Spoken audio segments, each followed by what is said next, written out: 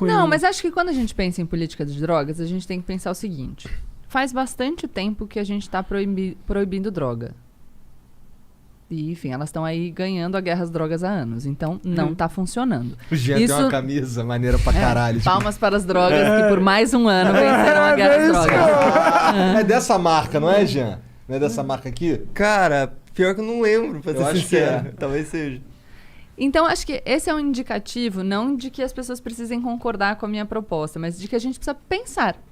Porque se a gente está fazendo um negócio por tanto tempo e o negócio não está funcionando como a gente quer, a gente precisa pensar. Eu tenho no meu Instagram uma série de vídeos sobre isso, mostrando uma fala do ex-ministro e ex-juiz Sérgio Moro, porque, enfim, na época, uma visão não considerada alinhada ao meu pensamento, e ele falando sobre o tabaco. Ele estava dizendo, a gente tem um imposto alto sobre o tabaco, só que isso faz com que uma parcela maior do mercado seja tomada pelo contrabando. 40%, e o cigarro... Ou 60%, sei lá. O cigarro contrabandeado, ele não tem controle fitossanitário, então ele é pior para a saúde. Com a droga é 100%. A gente não tem controle fitossanitário. O prensado é um lixo. Então, um lixo. O bem jurídico tutelado na linguagem do direito penal, aquilo que o crime previsto na lei de drogas protege, em tese, é a saúde pública. Só que a gente está gerando mais prejuízo para a saúde pública. E aí a gente gasta muito mais dinheiro encarcerando pessoas, prendendo gente, do que com saúde pública. E aí outro ponto, quem que a gente prende? Os grandes traficantes? Não. Porque eu queria trazer um livro, aliás, eu não achei em casa, o Sentenciando o Tráfico, do juiz Marcelo Semer, e ele vai mostrar que uma pequena parte das prisões é decorrente de investigação. O resto é policial militar na rua, prisão em flagrante. Você pega um cara jovem, primário, coloca na cadeia, cumprindo pena, e aí, enfim, ele acaba integrando uma das facções criminosas. Aqui tem o livro A Guerra, do Bruno Paes Manso, A Ascensão do PCC, fala um pouco disso. E você perde essa pessoa. Então, você, achando que você está combatendo violência, você acaba produzindo mais violência. É um contrassenso à política. Você dá material humano pro tráfico. Exatamente. Né? Porque o cara vai pra cadeia, já tem a ficha suja. Então, a questão é, a gente precisa pensar. Outra coisa, tempo de polícia. O uso de drogas segue sendo crime. Tá? Ele não é punido com pena de prisão, mas... Já fui algemado, já fui pra cadeia. E você tem que assinar o termo circunstanciado, né? O Igor foi lá na DENARC comigo, porque a gente, né... Pior que e estamos sendo investigados pelo DENARC. Estão sendo investigados? É. Por quê? Porque a gente fuma tabaco orgânico. Dele.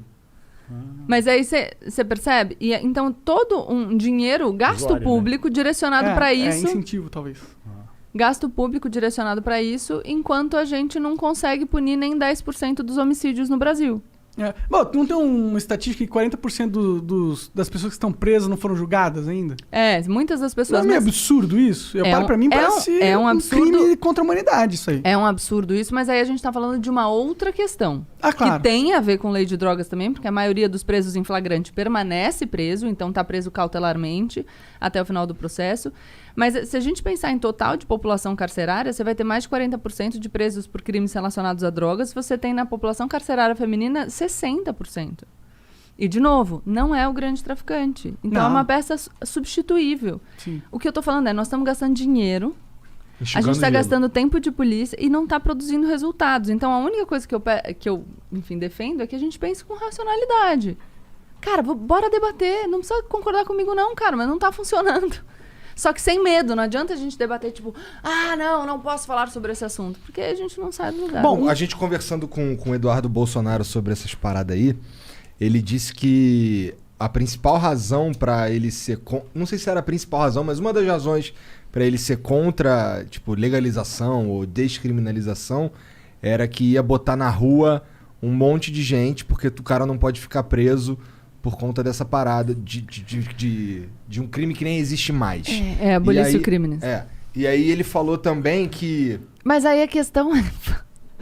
Olha, eu sou contra a descriminalização porque vai botar na rua pessoas. Então você é contra a descriminalização porque você é contra que essas pessoas fiquem na rua, ponto. Porque se você acha que o crime não deveria existir, não te interessa o pretérito. E aí vem o que ele falou depois. O que ele falou depois é o seguinte, muito mais... Por exemplo, às vezes a gente pega...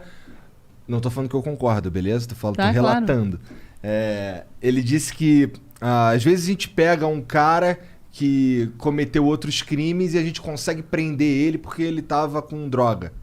E aí a gente consegue botar ele na cadeia. Então, às vezes... Caralho, mas... Não, desculpa, o cara tá falando, o Estado é ineficiente e não consegue fazer o que a gente tem que fazer, então a gente precisa dar um jeitinho, um jeitinho que a gente... Cara, pô, mas aí desculpa, gente. A falha do argumento tá nele mesmo, nos dois. Não faz nenhum sentido.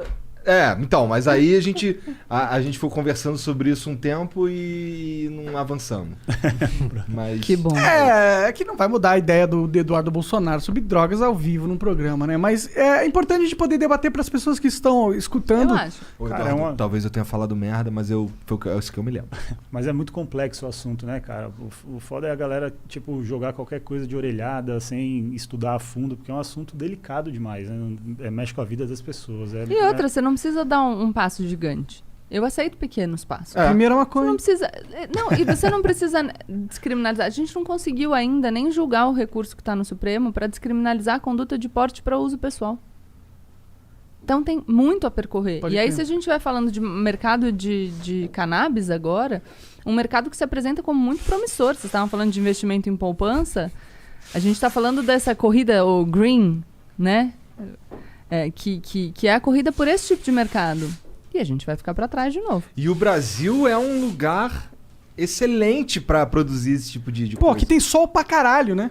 Eu nem, assim, Eu nem conheço tantos dados de, enfim, como muito seria a sol. produção aqui. Mas de qualquer maneira... Não, a gente tem muito chão e essa porra nasce em qualquer lugar. É assim, eu nem fumo maconha. Mas eu acho uma burrice fodida várias coisas, sabe? Esse lance aí do... Primeiro que assim... todo esse lance de proibir maconha tem a ver com encarcerar os caras mesmo, né? Não tem muito a ver com... trouxe aqui o livro do Henrique Carneiro, Drogas, a História do Proibicionismo. Posso indicar um podcast? Claro. Tem um podcast dele na Ilustríssima, uma conversa ilustríssima da Folha de São Paulo, bem legal. Ele explica as origens do proibicionismo e por que era uma lei direcionada para uma tentativa de criminalizar grupos. E aí a substância foi o meio que eles encontraram.